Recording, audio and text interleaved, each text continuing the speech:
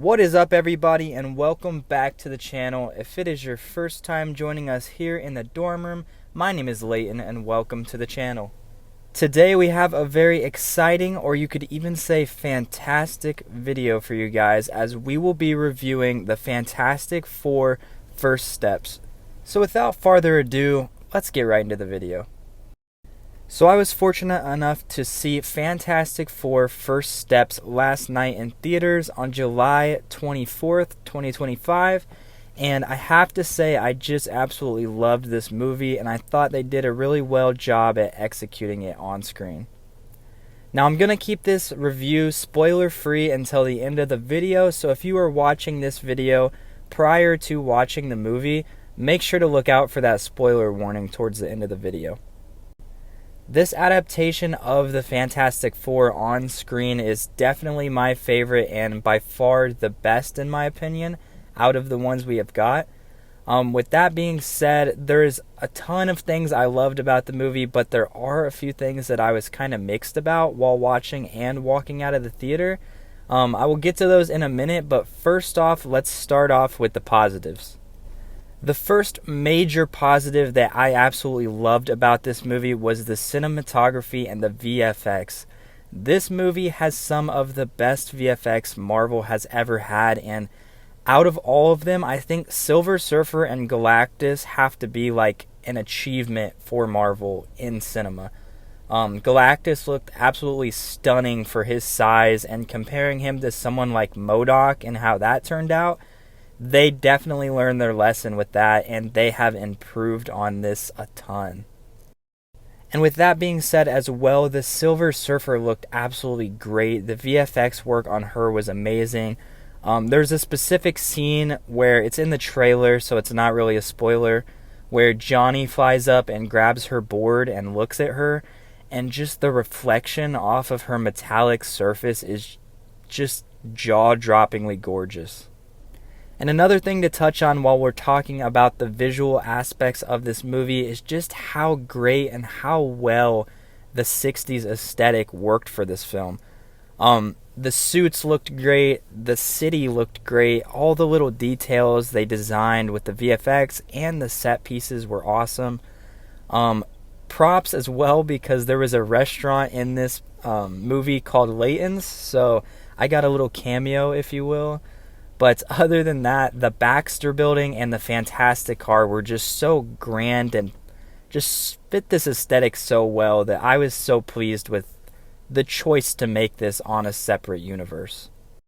And with it being set in another universe too, it made the stakes feel like they were really weightful almost. Like Galactus was absolutely terrifying because you don't know if he's going to destroy this planet. These people are all scared. You don't know if he's going to come and ruin all their lives and the Fantastic Four are going to have to give up on him. But by the end of the film, you will figure out what happens, and it's just so tense throughout, and Galactus just holds this weight with his voice and his scale. It's just incredible. Now from here, I want to take a second to touch on each specific character of the Fantastic Four and the actors that played them, because I thought this cast was just phenomenal and they all did a great job at embodying these characters. Starting with the standout performance for me, I think Vanessa Kirby is just absolutely brilliant as Sue Storm. She shows that charm and that hope so well in her character, and I also think the way they depicted her powers just looked visually great and was a nice change from the previous movies. Next up is Reed Richards, played by Pedro Pascal himself. When this cast was announced, Pedro was the one I was very iffy about because I thought he didn't really look the part. But after watching the movie, I'm fully sold on him as Reed. I thought he did an absolutely great job, and he just depicted being such a nerdy, smart guy so well, but also was a great leader for the team. And after him, we of course have Joseph Quinn as the Human Torch. He was one of my favorites from the movie. Although he didn't get a ton of time to showcase his character, I think he got just enough to give us a taste for Doomsday. And I thought he embodied that hot-headed, charming, I don't know, Daredevil guy pretty well, and I can't wait to see what they do with him in the future. I really hope to see him and Spider-Man interact sometime. And last but not least, we have Ebon Moss-Backrack as Ben Grimm the Thing. I thought his voice was just perfect for the character, and the CGI on him looked absolutely great.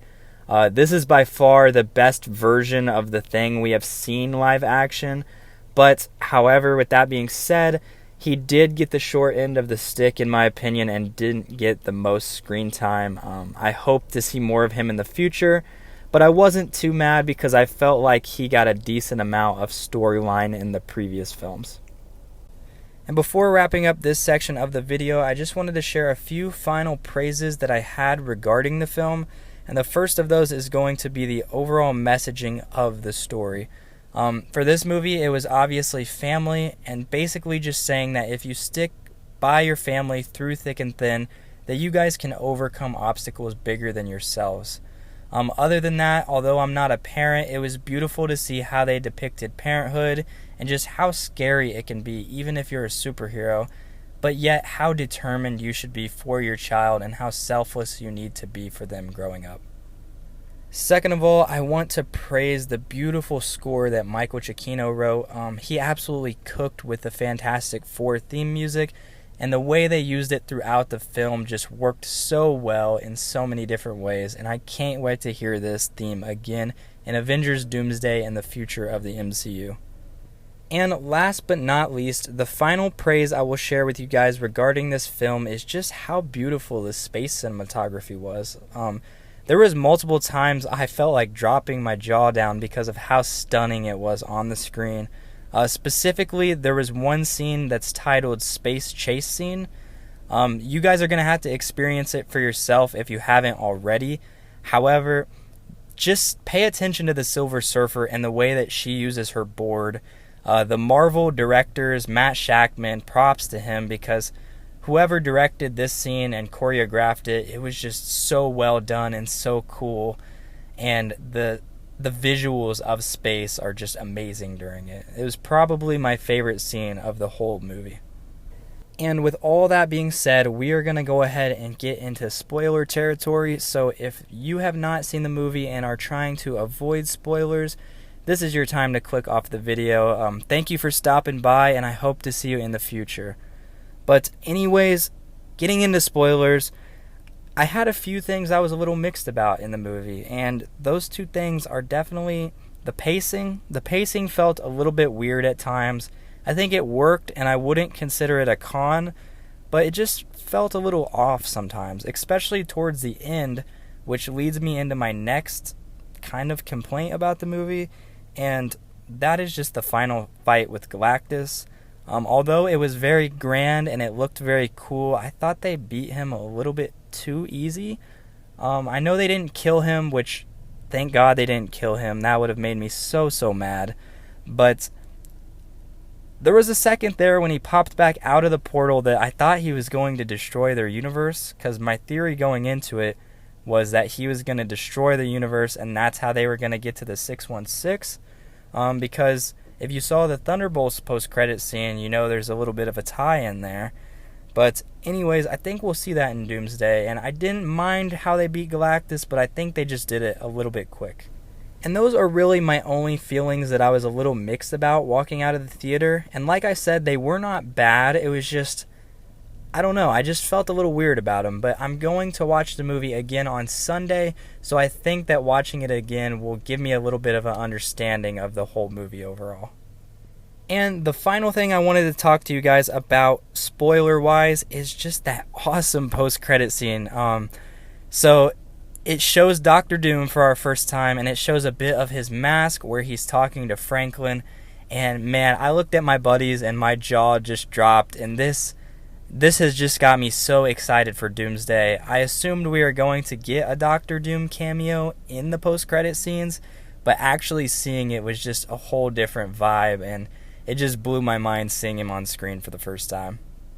One thing that I really have to praise about this post-credit scene is the way they did it and didn't show RDJ's face, because I think that's a reveal we should definitely wait for Doomsday to see. Maybe not even till the end of the movie. but they just did it in such a well way that they didn't have to show his costume. They showed a little bit of the mask, but not the bottom of it.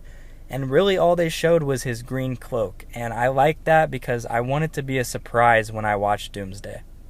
And I want to end this video by just saying how good of a job Marvel did and Matt Shakman did directing this film and paying homage to the original creators and the comics. As you see at the end of the movie, Universe 828 is named after Jack Kirby, one of the original creators, along with Stan Lee. And also just all the homages they paid to the comics, seeing Giganto, Mole Man, and all the other villains in the beginning montage and throughout the film. And then my favorite personal detail, I know it's small, but just the suits and the way they add the lines to Johnny when he flames on was just such a good way to pay homage to the original design by Jack Kirby and Stan Lee. But when it comes down to rating the movie overall, I am going to go ahead and give this movie an 8 out of 10. I thought it was very well done and something very different from the previous Marvel films. Other than that, in my MCU ranked list, I placed this 14 for now out of 37, just below Guardians of the Galaxy for me. And that is going to go ahead and wrap it up for the video today, guys. Thank you so much for stopping by and checking out the channel. If you enjoyed the video, please leave a like and subscribe if you want to see future content from the dorm room. Go ahead and leave me some comments below if you'd like to. What would you rate this movie out of 10, and what did you think of the overall story of Fantastic Four: First Steps? Maybe tell me who your favorite character was, and I'd love to hear where you guys would place this movie in comparison to the rest of the 36 Marvel films. Thank you again for stopping by, and I will check you guys out in the next video. Peace out.